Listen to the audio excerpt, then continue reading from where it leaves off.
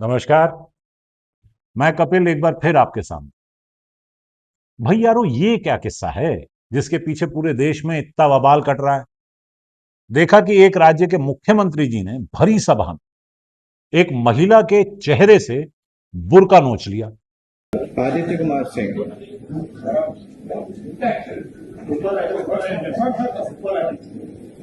नुसरत प्रवीण।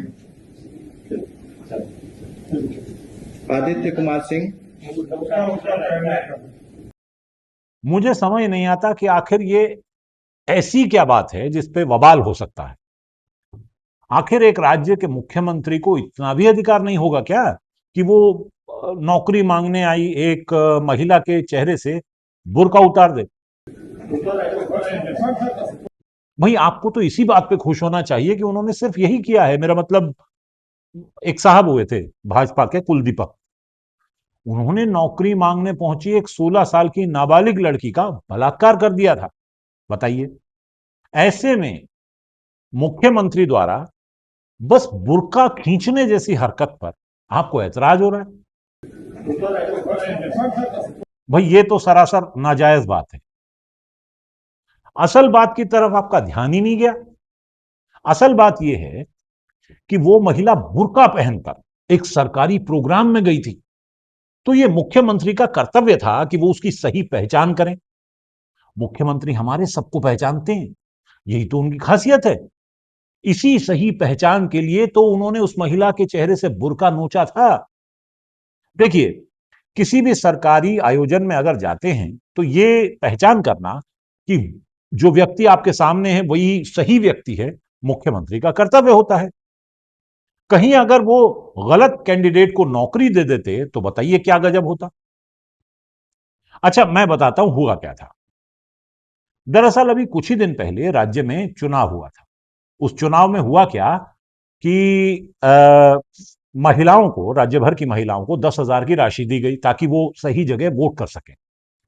आखिर महिला सशक्तिकरण का मामला था।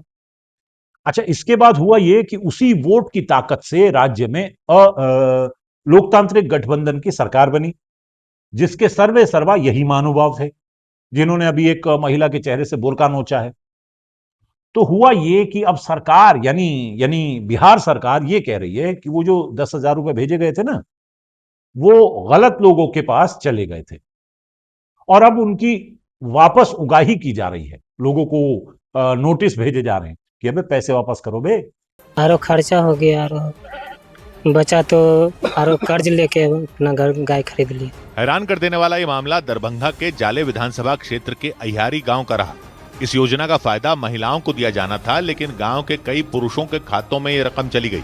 तो ऐसे में मुख्यमंत्री को यह लगा कि अगर किसी गलत कैंडिडेट को नौकरी मिल गई तो नौकरी वापस लेना तो मुश्किल होगा।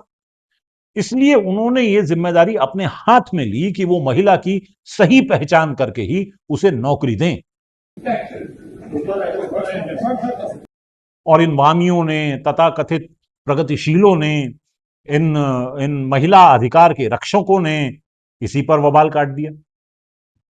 अभी कुछ ही दिन पहले एक हाई कोर्ट के जज साहब ने कहा था कि किसी महिला के स्तनों को छूना, उसके कपड़े उतारने की कोशिश करना, ये दुष्कर्म का अपराध नहीं माना जा सकता। अब आप ही सोचिए भाई, हमारे न्यायालय कितने सहिष्णु होते जा रहे हैं।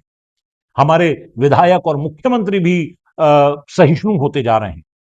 हम चाहते हैं कि ऐसे कृत्यों के प्रति जनता भी सहिष्णु हो जाए, लेकिन जनता, खासतौर पर महिलाएं, सहिष्णु नहीं होना चाहती। अरे भाई, कोई अगर आपके चेहरे से बुर्का खींच ले या आपको देखकर सीटी मारे या मान लीजिए कि हाथ पकड़ ले, खींचातानी करे, आपको छेड़े, तो आपको थोड़ा सहिष्णु बनना चाहिए। इसे इतना बड़ा मुद्दा मत बनाइए। ऐसे ही एक किस्सा याद आता है जिस पर बवाल हुआ था, और सुनते हैं, बड़ा भारी युद्ध हुआ था, इसी देश की बात है। सभा में सब स्तब्ध थे। सबकी नजरें उन पासों पर थी जिन्होंने दुर्योधन की जीत का निशान दिया था। एक बारगी तो दुर्योधन भी स्तब्ध था। हालांकि उसे मामा शकुनी की जुआ खेलने की कला पर पूरा यकीन था, लेकिन अपने भाग्य की वजह से वो थोड़ा असहज था।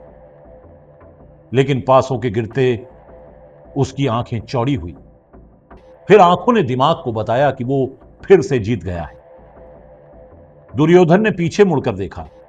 दुशासन उसके कांधे पर से झांक रहा था और उसकी हंसी साफ दिखाई दे रही थी। दुशासन, दुर्योधन ने पूरी ताकत लगाकर कहा ताकि पूरी सभा को पता चल जाए कि वो बोल रहा है। जी भाई जी, दुशासन ने कहा। जाओ, हमारी जीती हुई वस्तु को तत्काल सभा में ले आओ।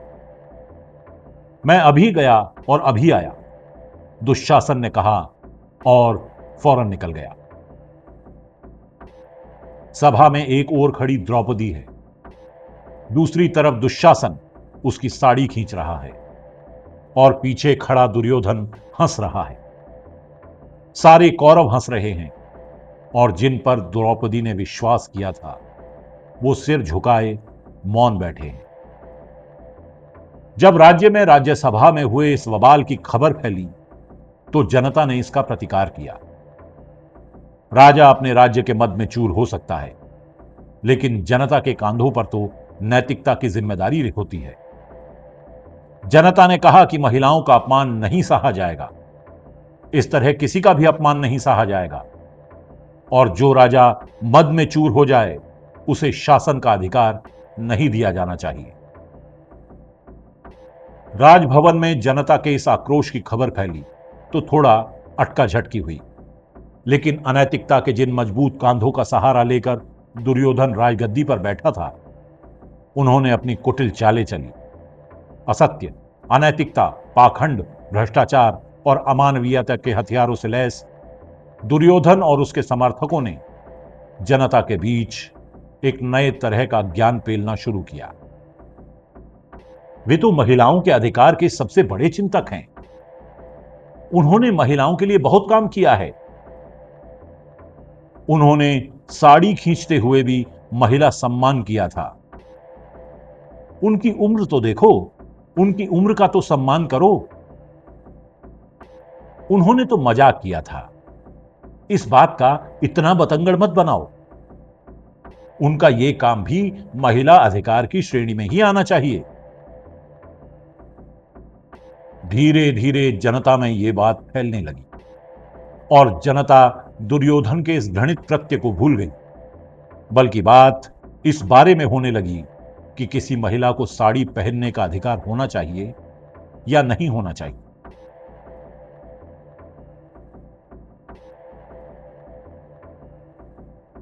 दो 2014 के बाद देश की डोर जिस धर्म और संस्कृति के ठेकेदारों ने संभाली है, वे निश्चय ही बहुत कर्मठ हैं। कुलदीप सिंह सेंगर, ब्रजभूषण और अब नीतीश कुमार तो मान लीजिए छोटी मोटी हस्तियां हैं। यहां तो हालात ये हैं कि सुना खुद महामानव ने एक लड़की का पीछा करवाया था, और फिर जब यह बात खुली तो कोर्ट ने उनका यह तर्क भी मान लिया था कि खुद लड़की के पिता के कहने पर राज्य के गृह मंत्री ने उसका पीछा करवाया था।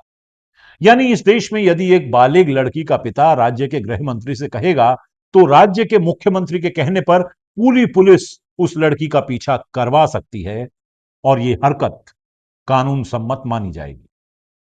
और जब यह सामान्य है, कोर्ट इसे मान चुका है, जनता इसे मान चुकी है, तो फिर एक गरीब राज्य के मुख्यमंत्री की इस हरकत को ओछी हरकत मानना, उसे महिलाओं के सम्मान को ठेस पहुंचाने वाली हरकत मानना कहां की समझदारी है भाई।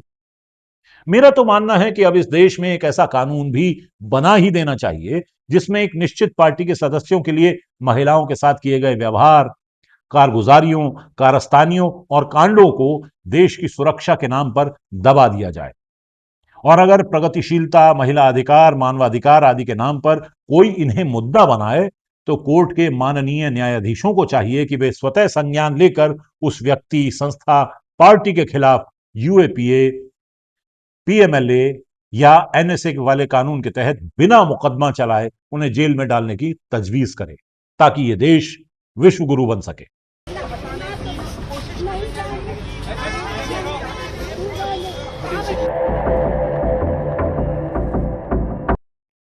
सबसे बड़ी बात यह है जनाब कि आज देश की बड़ी बहस यह होनी चाहिए कि महिलाएं कौन सा कपड़ा पहनेंगी और कौन सा नहीं, कैसे कपड़े पहनेंगी और कैसे कपड़े पहनने की इजाजत उन्हें मिलनी चाहिए। वे कैसी दिखें, क्या करें, क्या ना करें, कैसा व्यवहार करें, और हम यानी पुरुष उन्हें क्या अधिकार दे सकते हैं, कैसी और कितनी आजादी महिलाओं को देनी चाहिए और यह आजादी कब कब देनी चाहिए। बाकी चचा जो थे हमारे गालिब, लड़कियों को पर्दे में रखने के कायल थे, इसलिए कभी महिलाओं का अपमान नहीं किया, कभी बुर्का भी नहीं खींचा किसी का। लेकिन इस मामले में कतई सनातनी पार्टी के तर्कों के कायल वो हो गए थे। इसलिए तो ये लिखा कि तेरे दम में है अगर तो तू कांड कर कोई भी तेरे दम में है अगर तो तू कांड कर कोई भी, तुझे हक है मेरे यारा तू कांड कर कोई भी। तू बड़ा है, तू खड़ा है, तू ही जीता, तू लड़ा है। तू बड़ा है, तू खड़ा है, तू ही जीता, तू लड़ा है, तुझे डर ही क्या बता तू कांड कर कोई भी। तो चचा का मिजाज ऐसा ही था, कहते थे हम ना करेंगे, बाकी जिसके पास ताकत है वो तो करेगा ही कांड।